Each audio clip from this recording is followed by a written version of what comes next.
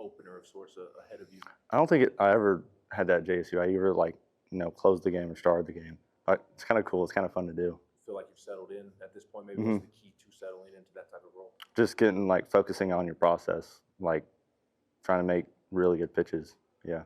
Is the mindset for that a little bit different? I mean, obviously it is different, but starting to coming in, third or fourth inning, maybe getting a feel for the game, settling down the bullpen. I mean, is the mindset different? For me, nothing. The mindset's not different at all. It's just the hour and a half, 2 hours before the game.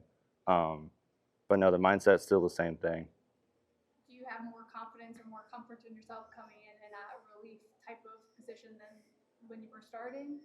It's kind of the same thing right now because I'm still kind of throwing same amount of innings, so it's really the same thing, same aspect. So not really. I don't know when it was in the game, maybe 5 or so years ago. People started talking a lot more about spin rates with pitchers, and is that something that when did you become aware of that? Because you're a guy who spins it at a really high level. Is that something you're like, oh, cool, I do that really well, or is that something that you're aiming for and trying to do? I think I became aware of it maybe my freshman year, probably my freshman year. When I learned my slider spins like it does.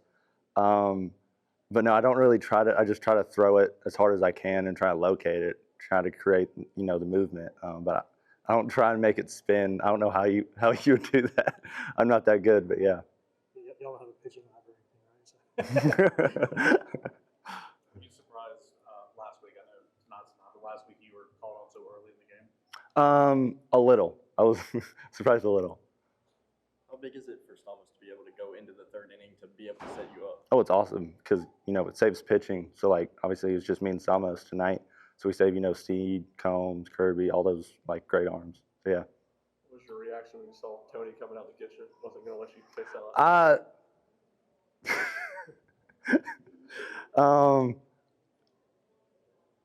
I wasn't the happiest with it, but obviously get Dallas his first SEC appearance. I understand it. So yeah. Obviously, I want to, finish the game and compete and all that. But yeah, I understand it. So you try to have a discussion with him or anything? I mean, the only thing is when V comes out, he's already made the decision. I don't think I should ask him. It's can I talk to you? When he was is that up for debate? But yeah. What can that moment do for Dallas? I'm sure the ball was hit harder than he would like, but just a positive result in that moment. What can that do for him? I think it's huge. Just knowing you already got your first SEC appearance under your belt. You're 1 for 1 in your SEC. I think it's huge for confidence. Kind of settles them down a little bit. How happy are you to be with this team and not pitching to this Tennessee lineup? Really happy. Glad the fall and spring part is over with. When you're facing a lineup like that, and you had to face it, I'm guessing quite a bit in the fall and camp and stuff. How much, especially in a game, how much pressure would that put on a pitcher to have to try to be perfect, to try to, not make mistakes at all? It definitely puts some pressure on him, especially, because you don't really get a break. I was listening to the commentary one time, and they're like, yeah, you don't really get a break with this lineup. And that's so true.